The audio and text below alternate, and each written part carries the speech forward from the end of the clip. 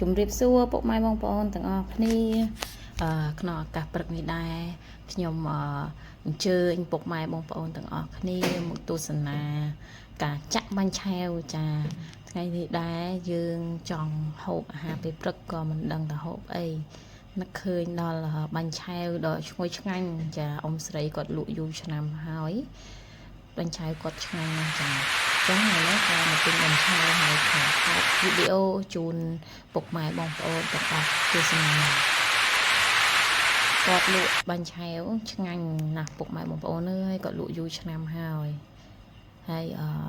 ឈ្ងុយដូងមែនតែនហើយក៏សុំគាត់ថតតិចទុកជូនពុកម៉ែបងប្អូនមើលចាហើយខ្ញុំឃើញចាក់បាញ់ឆែវអញ្ចឹងចង់ចេះចាក់ខ្លួនឯងដល់ហើយចាប់មើលថ្ងៃណាតនេនឹងឆ្លៀតធ្វើនំបាញ់ឆែវចានេះទៅដល់ទិញ2យកមកហូបពុកបងប្អូនអើយតំណងឡើងលឿងបំប្រងតែម្ដងណាអីឈ្ងុយដូង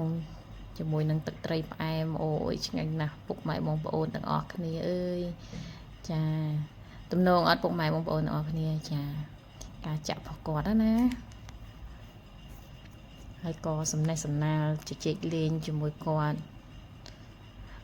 ពុកម៉ែបងប្អូនណាចេះចាក់បាញ់ឆែវដែលមានវិធីធ្វើឲ្យឆ្ងាញ់ចាំជួយខមមិនប្រាប់ផងឃើញគាត់ចាក់តំណងជាមួយខ្ញុំចាក់ខ្លួនឯងគាត់វីខ្លាញ់ហើយគាត់ចាក់ឡើងតំណងឡើងស្ដើងណាពុកម៉ែបងប្អូនចាខ្ញុំឃើញគាត់ចាក់តំណងហើយមើលដល់ពេលខ្ញុំលាយម្សៅចាក់ខ្លួនឯងវិញមើលតំណងដូចគាត់អត់ចាឥឡូវនេះចាក់ហើយចាក់ម្សៅចូលហើយវាយកហើយកំពុងតែដាក់សណ្ដែកបន្តចាគាត់ចាក់ម្ដងពីខ្ទះតើចាក់ម្ដងពីខ្ទះបានគាត់លក់តន់បើមិនចឹងទេម៉ួយមកអង្គុយចាំហើយចាដាក់សាច់ត្រីណាដល់វគ្គដាក់សាច់ត្រីចាអីចាលឿនរបស់គាត់ចាំមើលខ្ញុំឃើញចឹងខ្ញុំចង់ចាក់ខ្លួនឯងចាំមើលទំនេរចាំមើលធ្វើខ្លួនឯងខ្ញុំសង្ឃឹមថាចាក់បានលឿនហើយបានស្ដើងល្អដូចគាត់ចាចាតំណងឯងបងប្អូនចាដាក់ម្សៅមកវាយកមកអូខេហើយ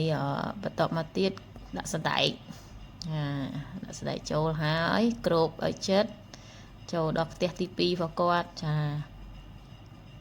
នេះខ្ទះទី2ហើយខ្ទះទី1នោះគ្របឲ្យវាឆ្អិនសិនបានដាក់សាច់ត្រីចូលព្រោះអីសាច់ត្រីយើងឆ្អិនស្រាប់ហើយអញ្ចឹងណាចាអូយគាត់តែឃើញក៏ចង់ស្រក់ទឹកមាត់ដែរនេះបងប្អូនមានអារម្មណ៍ថាឃើញហើយចង់ញ៉ាំដូចខ្ញុំហ៎ចាមើលនេះគាត់ចាក់នេះម៉ួយគេកំងណាហ្នឹងហើយខ្ញុំទៅដល់អង្គុយចាំដែរហ្នឹងមិនបានតំណងឯងពុកម៉ែបងប្អូនចាឥឡូវយើងកំពុងតែមកកាត់ស្លឹកចេកបន្តចាដើម្បីទ្រាប់ពីលើណាចាស្លឹកចេកឥឡូវគាត់បើកហើយខ្ទះមិញដែលយើងដាក់ហ្នឹងចាឥឡូវម្សៅឆ្អិនហើយយើងចាប់ផ្ដើមដាក់ស្នូល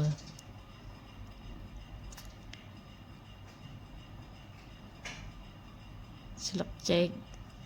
ទ្រាប់តំណងឯងពុកម៉ែបងប្អូនចាមកចាក់មកសន្ទុះហ្នឹងបានច្រើនប្រកបដែរហ្នឹងណា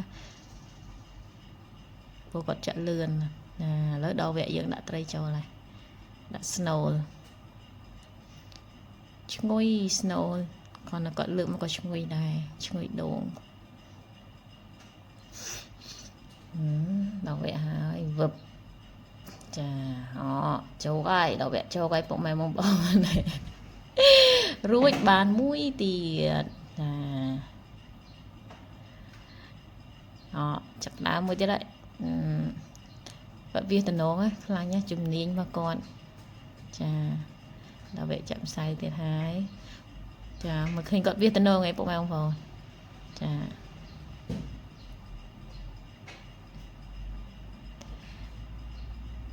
តចាក់ម្ដង2បានលឿន